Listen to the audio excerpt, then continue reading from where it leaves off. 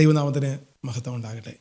പ്രിയമുള്ളവരെ, നമ്മുടെ വീഡിയോ, പ്രത്യേകിച്ച് മിശിഹാ മിഷൻ്റെ യൂട്യൂബ് ചാനലിലെ വീഡിയോസ് കാണുമ്പോൾ സ്ഥിരമായി വരുന്ന ചില കമൻറ്റുകൾ, ഡസ്റ്റിൻ ഒരു പുതിയ മാർപ്പാപ്പയാണ്, ഡസ്റ്റിൻ ആണല്ലോ സഭ, നീയാണല്ലോ എല്ലാം പഠിപ്പിക്കേണ്ടത്, ഇങ്ങനെ പോകുന്ന ചില ചോദ്യങ്ങൾ. അതുപോലെ സഭയെ വിമർശിക്കാൻ നീ ആരാണ്? എന്തിനാണ് നീ സഭയെ കുറ്റം പറയുന്നത്? നിനക്ക് സുവിശേഷം പ്രസംഗിച്ചുകൂടെ? നമ്മൾ ദൈവവചനത്തെക്കുറിച്ച് പറയുമ്പോഴും സത്യസുവിശേഷം ലോകത്തോട് വിളിച്ചു പറയുമ്പോഴും നമുക്ക് നേരെ വരുന്ന പ്രധാനപ്പെട്ട ചോദ്യങ്ങളാണ്: നീ എന്തുകൊണ്ട് സഭയെ കുറ്റപ്പെടുത്തുന്നു? നമുക്കറിയാം ആരായിരിക്കും ഇത്തരം കമൻറ്റുകൾ ഇടുന്നത് എന്നുള്ളത് നമുക്കറിയാം. സഭയെ സ്നേഹിക്കുന്ന, ക്രിസ്തുവിനെ സ്നേഹിക്കുന്ന അനേക ആളുകൾ തന്നെയാണ് ഈ കമൻ്റ് ഇടുന്നത്. പക്ഷേ പൗലോസ് അപ്പോസ്തലൻ പറഞ്ഞ പോലെ അവർ തീഷ്ണതയുള്ളവരാണ്. ഈ കമൻ്റൊക്കെ ഇടുമ്പോഴും ചീത്ത വിളിക്കുമ്പോഴൊക്കെ ദൈവത്തോടൊരു തീഷ്ണതയുണ്ട്, പക്ഷേ ശരിയായ അറിവിൻ്റെ ബലത്തിലല്ല എന്നേ ഉള്ളൂ. യഥാർത്ഥത്തിൽ എന്താണ് സഭ, എന്തല്ല സഭ എന്നുള്ളതെങ്കിലും ക്രിസ്ത്യാനി നമ്മൾ പഠിച്ചു വയ്ക്കണം. എന്താണ് സഭ, എന്തല്ല സഭ? കത്തോലിക്ക തിരുസഭ ക്രിസ്തു സ്ഥാപിച്ച സഭയായതിനാൽ മുള്ളാണിമേൽ തൊഴിക്കരുത്, തൊഴിച്ചാൽ നീ നശിക്കും, നീ തകരും എന്ന് ആവശ്യത്തിനും അനാവശ്യത്തിനും സത്യത്തിൽ എന്താണ് സഭ എന്ന് പഠിക്കാത്തത് കൊണ്ടാണ് നമ്മൾ ഈ വാക്യം പലപ്പോഴായി ഉദ്ധരിക്കുന്നത്. കാരണം നമ്മളുടെ എല്ലാം ഒരു ചിന്ത സഭ എന്നാൽ ഈ അധികാരവർഗമാണ്, സഭ എന്നാൽ മാർപ്പാപ്പയാണ്, സഭ എന്നാൽ മെത്രാന്മാരാണ്, സഭ എന്നാൽ പുരോഹിത വർഗം മാത്രമാണ് എന്നൊരു ചിന്തയാണ്. അവിടെയാണ് നമ്മൾ ഏതെങ്കിലും ഒരു പുരോഹിതർ തെറ്റുപഠിപ്പിക്കുമ്പോഴോ ഏതെങ്കിലും ഒരു രീതിയിൽ വിധേയത്വത്തിൽ പ്രകടമായി ഒരു തെറ്റായ വശം പാരമ്പര്യം എന്ന വ്യാജേന കയറി വരികയോ അന്യാരാധനയോ വിഗ്രഹാരാധനയോ മറ്റ് വണക്കങ്ങളും പ്രാർത്ഥനകളും ഇതെല്ലാം ഈ വിശ്വാസ സമൂഹം ചേർത്ത് പിടിച്ചു കഴിയുമ്പം ഇതിൻ്റെ എല്ലാം പുറകിൽ ഏതോ ഒരു വിശുദ്ധനോ ഒരു മെത്രാനോ ഒരു പുരോഹിതനോ ആണ് എന്നുള്ളത് 100% ഉറപ്പാണ്. അപ്പം ഇങ്ങനെ വരുന്ന ഒരു കാര്യത്തെ നമ്മൾ തെറ്റാണെന്ന് ദൈവവചന അടിസ്ഥാനത്തിൽ ചൂണ്ടിക്കാണിക്കുമ്പോൾ നീ ആരാ സഭയെ വിമർശിക്കാൻ, നീ ആരാ സഭയെ ചോദ്യം ചെയ്യാൻ എന്ന് പറയുന്നതിൻ്റെ കാരണം നമ്മൾ ചോദ്യം ചെയ്തത് അല്ലെങ്കിൽ നമ്മൾ തെറ്റാണെന്ന് പറഞ്ഞത് ഒരു പ്രബോധനത്തെയോ ഒരു ആശയത്തെയോ ആണ്. ആ ആശയത്തെ എതിർക്കുമ്പോൾ ആ ആശയത്തിൻ്റെ വക്താവാണ് സഭ എന്ന തെറ്റിദ്ധാരണയാണ് ഒരു പരിധിവരെ ഇന്ന് നമ്മുടെ വിശ്വാസികൾക്കുള്ളത്. കാരണം അതുകൊണ്ടാണ് എനിക്കൊരു മാർപ്പാപ്പ പട്ടവും പുരോഹിത പട്ടവും ഒക്കെ ചാർത്തി എന്നെ ഇങ്ങനെ കളിയാക്കാനായിട്ട് പലരും ശ്രമിക്കുന്നത്. എന്നെ നിങ്ങൾ അംഗീകരിക്കേണ്ട, സ്വാഭാവികമായും എൻ്റെ വാക്കിന് കാര്യമായ വിലയില്ല എനിക്ക് നന്നായിട്ടറിയാം. ഞാൻ എൻ്റെ വാക്കുകളേക്കാൾ ഉപരി ഒന്നുകിൽ ദൈവവചനം ആണ് ഞാൻ നിങ്ങളോട് സംസാരിക്കുന്നത്, വിശുദ്ധ ബൈബിൾ എന്ത് പറയുന്നു, അപ്പസ്തോലിക പാരമ്പര്യം എന്ത് പറയുന്നു. ഇന്ന് നമ്മളൊരു പുസ്തകം സ്ഥിരം വായിച്ചുകൊണ്ടിരുന്നതാണ്. കുറച്ച് തിരക്കുകൾ കൊണ്ട് പലപ്പോഴും അത് തുടരാനായിട്ട് സാധിച്ചില്ല. സഭാവിജ്ഞാനീയം എന്ന ഈ പുസ്തകത്തിൻ്റെ 282 പേജിൽ എന്താണ് സഭ എന്ന് നമ്മളെ പഠിപ്പിക്കുന്നുണ്ട്. സഭ ഒരു രഹസ്യം ആകുന്നു എന്ന ശീർഷകമാണ് തിരുസഭയെക്കുറിച്ചുള്ള രേഖയുടെ ആദ്യത്തെ അധ്യായം. അതായത് 2 വത്തിക്കാൻ സുനോദോസിലെ ആദ്യത്തെ അധ്യായം തിരുസഭ ഒരു രഹസ്യമാണ്, ഇറ്റ്സ് എ മിസ്റ്ററി എന്നാണ് പറഞ്ഞിരിക്കുന്നത്. പിതാവിലും പുത്രനിലും പരിശുദ്ധാത്മാവിലും ഒന്നാക്കപ്പെട്ട സമൂഹമാണ് സഭ എന്ന ആശയം സഭാവിജ്ഞാനീയത്തെ ഗാഢമായി സ്വാധീനിച്ചു. നിങ്ങൾ ശ്രദ്ധിക്കണേ, ഇതൊരു മിസ്റ്ററിയാണ്, അതായത് ഇൻവിസിബിൾ ആയിട്ടുള്ള ഒരു രഹസ്യമാണ് സഭ. ഇനി ആ സഭ എങ്ങനെയാണ്? പിതാവിലും പുത്രനിലും പരിശുദ്ധാത്മാവിലും ഒന്നാക്കപ്പെട്ട സമൂഹമാണ് സഭ. സഭ എന്ന് പറഞ്ഞാൽ മെത്രാനല്ല, സഭ എന്ന് പറഞ്ഞാൽ മാർപ്പാപ്പയല്ല, സഭ എന്ന് പറഞ്ഞാൽ പുരോഹിതർ മാത്രമല്ല, ഇത് വിശുദ്ധ സമൂഹമാണ്. ആ കൂട്ടായ്മയാണ് സഭ എന്ന് വ്യക്തമായി 2 വത്തിക്കാൻ കൗൺസിലിനെ കുറിച്ച് സഭാവിജ്ഞാനീയം എന്നൊരു പുസ്തകം എഴുതിയപ്പോൾ 282 പേജിൽ സേവ്യർ കൂടപ്പുഴച്ചൻ വ്യക്തമായി നമ്മളെ പഠിപ്പിക്കുക. വീണ്ടും അതിൻ്റെ 321 പേജിൽ സഭ ദൈവജനം എന്നാണ് പഠിപ്പിക്കുന്നത്. സഭ ആരാണ്? സഭ ദൈവജനം. സഭ ദൈവജനമാണെന്ന പ്രബോധനം ആധുനിക സഭാവിജ്ഞാനീയത്തിലെ ഒരു വഴിത്തിരിവാണ്. ഹൈറാർക്കിയിൽ അമിതമായി കേന്ദ്രീകരിച്ച് നൂറ്റാണ്ടുകളായി വളർന്നു വന്ന സഭാദർശനത്തിൽ നിന്ന് ഈ മാറ്റം വരുന്നത്. ശ്രദ്ധിക്കണേ, അതായത് നമ്മുടെ കാലങ്ങളായിട്ടുള്ളൊരു ചിന്താഗതി എന്തായിരുന്നു? ഒരു ഹൈറാർക്കി, സഭ എന്ന് പറഞ്ഞാൽ മാർപ്പാപ്പയാണ്, മെത്രാന്മാരാണ്, അഭിഷിക്തർ മാത്രമാണ് എന്ന ഒരു ചിന്ത, ഒരു തെറ്റായ അമിതമായ ഒരു ഹയറാർക്കിക്കൽ കേന്ദ്രീകരിച്ചിട്ടുള്ള നൂറ്റാണ്ടുകളായി വളർന്ന സഭാദർശനത്തിൽ നിന്നും വ്യത്യസ്തമായ ഒരു ചിന്തയാണ് രണ്ടാം വത്തിക്കാൻ കൗൺസിൽ നമ്മുടെ മുൻപിൽ വെക്കുന്നത്. അതെന്താണ്? സഭ ദൈവജനമാണ് എന്ന ചിന്തയാണ്. ഈ പുസ്തകം വീണ്ടും നമ്മളോട് പറഞ്ഞു വെക്കുന്നൊരു കാര്യമുണ്ട്. എല്ലാവരുടെയും പിതാവായ ദൈവം മാനവകുലത്തെ രക്ഷാകരമായ പദ്ധതിയിലേക്ക് കൊണ്ടുവരുന്നത് ഒരു സമൂഹമായിട്ടാണ്, ഒറ്റയ്ക്കല്ല. അതാരുടെയും ഹയറാർക്കിക്കൽ ഓർഡറിലല്ല. നമ്മളെ ദൈവരാജ്യത്തിലേക്ക് കയറ്റുന്നത് മാർപ്പാപ്പയുടെ റിക്വസ്റ്റ് മൂലമല്ല, മെത്രാന്മാരുടെ റിക്വസ്റ്റ് മൂലമല്ല, പുരോഹിതരെയല്ല. അതല്ല സഭ. എന്നിട്ട് വീണ്ടും പറയുക, ഇസ്രായേലിനെ സമൂഹമായിട്ടാണ് വിളിച്ചത്, തിരഞ്ഞെടുത്തത്. അതുപോലെ സഭയും ഒരു സമൂഹമാകുന്നു, ഒരു വിളിക്കപ്പെട്ടവരുടെ കൂട്ടം. ഇതാണ് സഭ, വിളിക്കപ്പെട്ടവരുടെ കൂട്ടം. അപ്പോൾ ഈ വിളിക്കപ്പെട്ടവരുടെ കൂട്ടത്തിലെ ഒരു തെറ്റ് വന്നു കഴിഞ്ഞാൽ അത് തിരുത്തേണ്ട ഉത്തരവാദിത്തം നമുക്ക് ഓരോരുത്തർക്കുമുണ്ട്. Every one are responsible in the same way. എൻ്റെ മാത്രം റെസ്പോൺസിബിലിറ്റി അല്ല ഇത്. എന്നെ വിമർശിക്കുന്ന, സഭയെ സ്നേഹിക്കുന്ന നിങ്ങളുടെയും റെസ്പോൺസിബിലിറ്റിയാണ് ഒരു തെറ്റ് കണ്ടു കഴിഞ്ഞാൽ അത് ചൂണ്ടിക്കാണിക്കുകയും തിരുത്തുകയും ചെയ്യേണ്ടത്. അല്ലാതെ അതൊരു പുരോഹിതൻ്റെ മാത്രമോ അത് ഏതെങ്കിലും ഒരു മെത്രാൻ്റെ മാത്രമോ അല്ല. നമ്മുടെ എല്ലാം ഒരു തെറ്റിദ്ധാരണ ഈ പുസ്തകം മാറ്റിക്കളയുകയാണ്. ദൈവജനം എന്ന് പറഞ്ഞാൽ അത് അഭിഷിക്തർ മാത്രമാണ് എന്നത് ശക്തമായൊരു തെറ്റിദ്ധാരണയാണെന്നാണ്. അത് വലിയൊരു തെറ്റിദ്ധാരണയാണ്. ദൈവജനം എന്ന് പറഞ്ഞാൽ ഒരിക്കലും അത് ഈ പറയുന്ന പുരോഹിതരോ, ദൈവവിളി എന്ന് പറഞ്ഞാൽ അത് പൗരോഹിത്യ വിളിയോ, ദൈവജനം എന്ന് പറഞ്ഞാൽ അത് പുരോഹിതരും സന്യസ്തരും മാത്രമോ എന്ന തെറ്റിദ്ധാരണ. അങ്ങനെയല്ല. സഭ എന്ന് പറഞ്ഞാൽ അത് സമൂഹമാണ്. എല്ലാവരും ഈക്വലാണെന്നാണ് ഇവിടെ പറഞ്ഞു വയ്ക്കുന്നത്.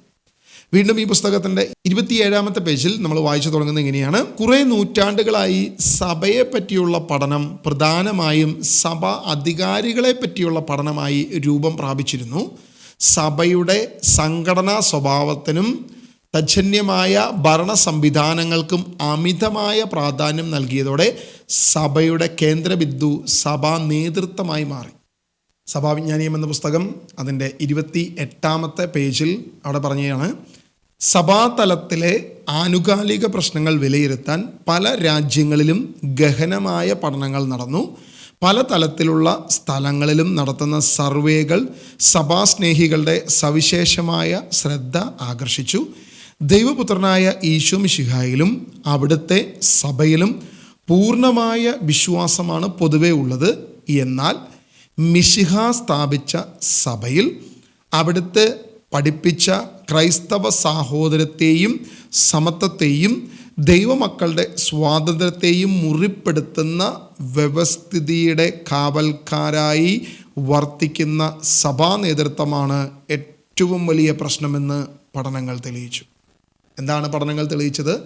സഭാ നേതൃത്വമാണ് വിശ്വാസികളെ വഴിതെറ്റിക്കുന്നതെന്നും ക്രിസ്തു കേന്ദ്രീകൃതത്തിൽ നിന്നും മാറിപ്പോകുന്നതിൻ്റെ ഏറ്റവും പ്രധാനപ്പെട്ട കാരണം എന്തെന്നും രണ്ടാം വത്തിക്കാൻ സുനോദോസിന് മുൻപ് നടന്ന സർവേയിൽ വ്യക്തമായി ഇവിടെ അനേക രാജ്യങ്ങളിൽ പ്രതിപാദിക്കപ്പെട്ട ഒരു പ്രശ്നമാണ് ഈ പറഞ്ഞു വയ്ക്കുന്നത്. മേലാധികാരികൾ അവർക്ക് അനുകൂലമായ രൂപം കൊടുത്തിരിക്കുന്ന നിയമ സംഹിതയുടെ പ്രധാന ലക്ഷ്യം അവരുടെ തന്നെ ഭദ്രതയാണ്. ദൈവം ഭരിക്കുന്ന ദൈവജനത്തിന് മേൽ മനുഷ്യനിർമ്മിതമായ നിയമ സംഹിതകളുടെ പിൻബലത്തോടെ ഉന്നത സ്ഥാനീയർ നടത്തുന്ന ഭരണവും മേൽക്കോയ്മ മനോഭാവവും ദൈവപുത്രനായ ഈശോ മിശിഹായുടെ വ്യക്തമായ പ്രബോധനത്തിന് എതിരാണെന്ന ദുഃഖസത്യം ദൈവജനം മനസ്സിലാക്കി വരുന്നതാണ് ഇന്നത്തെ പ്രതിസന്ധി എന്ന് പഠനങ്ങൾ തെളിയിക്കുന്നു. ദൈവജനത്തിന് സത്യം മനസ്സിലാക്കി തുടങ്ങുന്നു എന്നാണ് പഠനങ്ങൾ പറയുന്നത്. ഇത് വലിയൊരു പ്രതിസന്ധിയിലേക്ക് പോകുന്നു. കാരണം എന്താണ്? ഇവിടെ എന്താണ് പറഞ്ഞിരിക്കുന്നത്? ദൈവം ഭരിക്കുന്ന ദൈവജനത്തിന് മേൽ മനുഷ്യനിർമ്മിതമായ നിയമങ്ങൾ, അവർക്ക് അനുകൂലമായ നിയമങ്ങൾ, അവരുടെ തന്നെ ലക്ഷ്യങ്ങൾ നിറവേറ്റുന്ന, അവരുടെ തന്നെ ഭദ്രതയ്ക്ക് വേണ്ടി അവർ ഊന്നൽ നൽകുന്ന ചില നിയമങ്ങളാണ് ഇവിടെ പറഞ്ഞു വയ്ക്കുന്നത്, അല്ലെങ്കിൽ ഇവിടെ പ്രാധാന്യം നൽകുന്നത് എന്ന് വ്യക്തമായി ഈ പഠനങ്ങൾ പുറത്തു കൊണ്ടുവരുന്നു. ദൈവത്തെ ഓർത്ത് ഞാനല്ല, ഡസ്റ്റിൻ മാർപ്പാപ്പയല്ല ഇത് പറഞ്ഞിരിക്കുന്നത്. ആരാ പറഞ്ഞിരിക്കുന്നത്? രണ്ടാം വത്തിക്കാൻ സുനോദോസിൻ്റെ സഭാവിജ്ഞാനീയം എന്ന പുസ്തകത്തിൽ ഡോക്ടർ ഫാദർ സേവ്യർ കൂടപ്പുഴ അച്ഛൻ അദ്ദേഹത്തിൻ്റെ പുസ്തകത്തിൽ 28 പേജിൽ വ്യക്തമായിട്ട് പറയുകയാണ്. വീണ്ടും നിങ്ങൾ ഇതിൻ്റെ താഴോട്ട് നമ്മൾ വായിക്കുമ്പം കാലകരണപ്പെട്ട രാജകീയ വ്യവസ്ഥയിൽ വേരുറച്ച ഭരണശൈലിക്കെതിരെ ഉയർന്നു വരുന്ന ദൈവജനത്തിൻ്റെ ധാർമ്മിക രോക്ഷമാണ് സഭാതലത്തിലെ പ്രതിസന്ധിയെന്ന് സർവേകൾ വ്യക്തമാക്കുന്നുണ്ട്. രാജഭരണം ദൈവഹിതമാണെന്നും രാജാക്കന്മാർക്ക് ദൈവത്തിൽ നിന്നാണ് അധികാരം ലഭിച്ചിരിക്കുന്നതെന്നും പ്രജകൾക്ക് അതിനെ ചോദ്യം ചെയ്യാൻ അവകാശമില്ലെന്നും അങ്ങനെ ചെയ്താൽ ദൈവകോപമുണ്ടാകുമെന്നുള്ള ചിന്താഗതി രാജാക്കന്മാർ പ്രചരിപ്പിച്ചിരുന്നു. ഇതേ മൂല്യങ്ങൾ സഭാതലത്തിലും പൊതുവെ ഇപ്പോഴും അപരിചിതമല്ലല്ലോ. നിങ്ങൾ ആലോചിച്ച് നോക്കുക. അതായത് രാജാക്കന്മാർ ചെയ്ത അതേ കാര്യം തന്നെ ഇന്ന് ആര് ചെയ്തുകൊണ്ടിരിക്കുന്നു? സഭയുടെ അധികാരവർഗം ചെയ്തുകൊണ്ടിരിക്കുന്നു എന്ന് വ്യക്തമായി ഈ പുസ്തകം പറഞ്ഞു വയ്ക്കുക. ഇത് അദ്ദേഹത്തിൻ്റെ ഒരു കണ്ടുപിടുത്തമല്ല. പല രാജ്യങ്ങളിൽ നടന്ന സർവേയിൽ അവർക്ക് മനസ്സിലായ കാര്യമാണ്.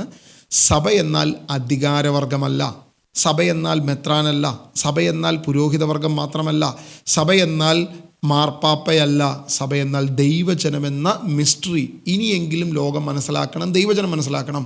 അങ്ങനെ മനസ്സിലാക്കി കഴിഞ്ഞാൽ ഈ അധികാരവർഗത്തിന് അനുകൂലമായി അവരുടെ ഭദ്രത, അവരുടെ സാമ്പത്തിക ലക്ഷ്യം, അവരുടെ കച്ചവടതന്ത്രം, അവരുടെ അധികാരതന്ത്രം, ഇതിനു വേണ്ടി അവർ വച്ചിരിക്കുന്ന പല നിയമങ്ങളും ആർക്ക് മനസ്സിലാകും? ദൈവജനത്തിന് കാര്യം മനസ്സിലാകും.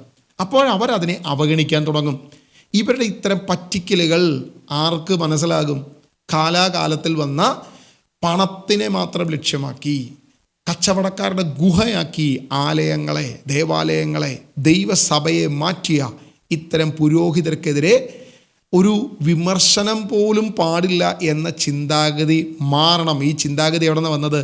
രാജഭരണം ദൈവഹിതമാണെന്നും രാജാക്കന്മാർക്ക് ദൈവത്തിൽ നിന്നാണ് അധികാരം ലഭിച്ചതെന്നും പ്രജകൾക്ക് അതിനെ ചോദ്യം ചെയ്യാൻ അവകാശമില്ലെന്നും എന്ന ചിന്താഗതി ഉണ്ടാക്കിയ ആ കാലഘട്ടത്തിൽ നിന്നും ഇനി മാറണം.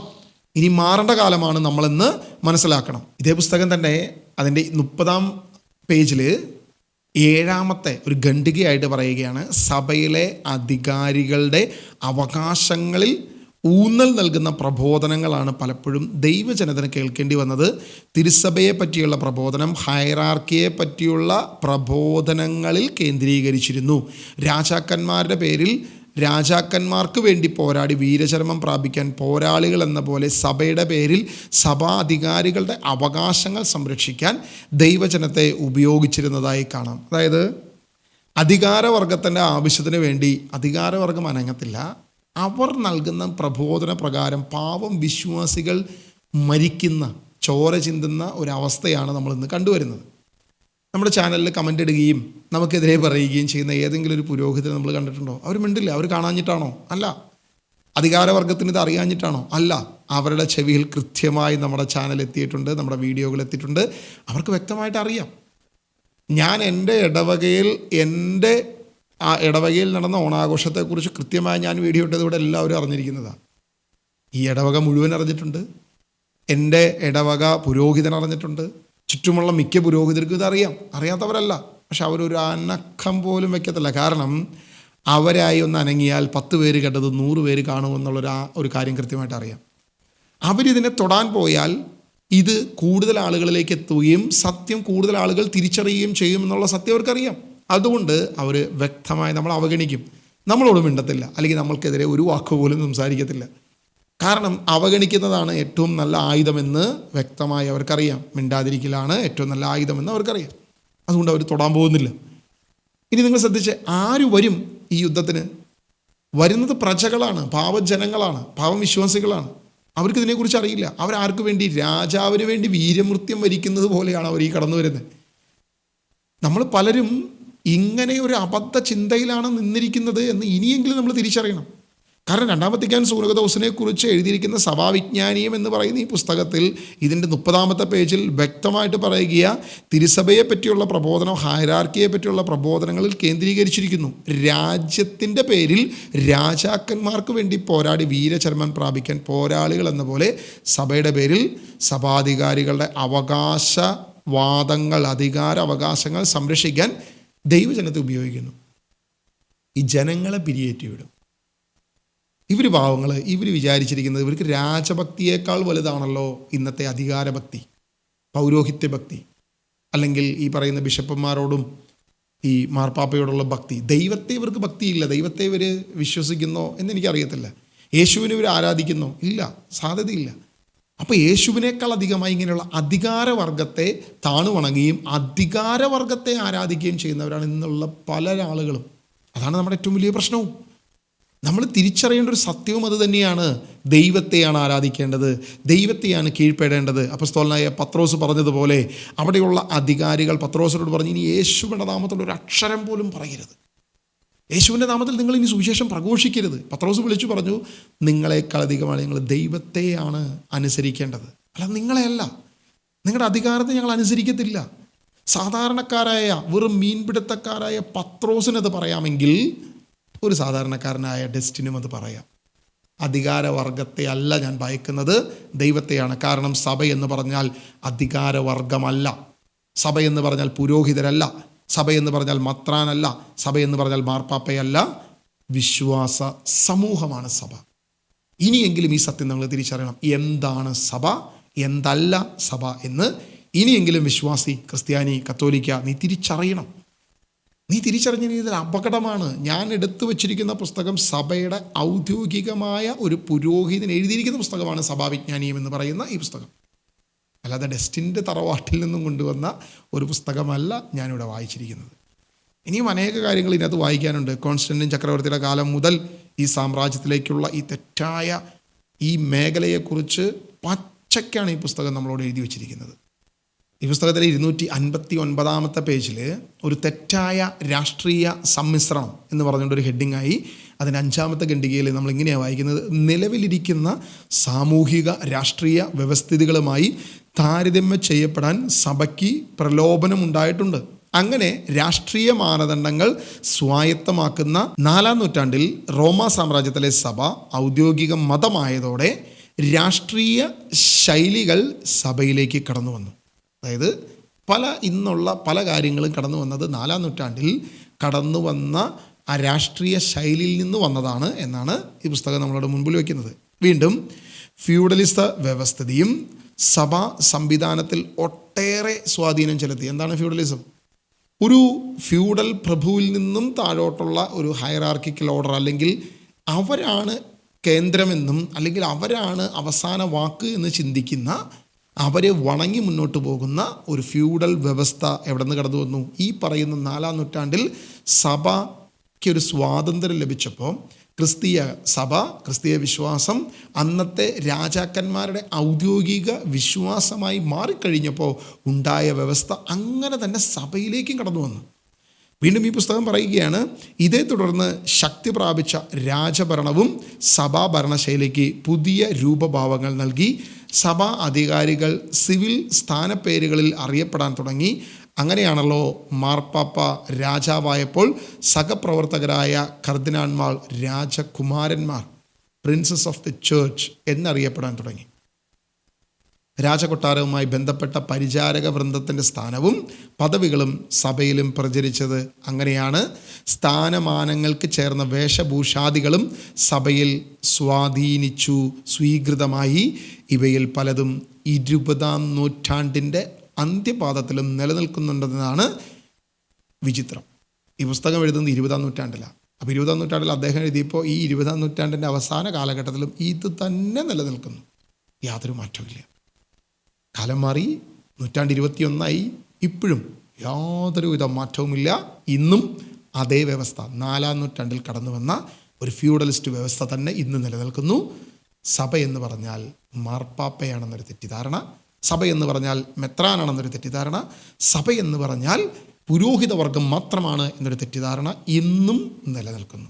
വിശ്വാസി, നീ തിരിച്ചറിയുക, സഭ എന്നാൽ ദൈവജനമാണ്. സഭ എന്നാൽ നമ്മൾ ഓരോരുത്തരുമാണ്. സഭ എന്നാൽ ഒരു മിസ്റ്ററിയാണ്. ഒരിക്കലും സഭ എന്ന് പറയുന്നത് നമ്മൾ പറയുന്ന കത്തോലിക്ക എന്നൊരു പേരുകൊണ്ട്, യഥാർത്ഥത്തിൽ കത്തോലിക്ക എന്നല്ല, കാതോലിക്കം എന്നാണ്.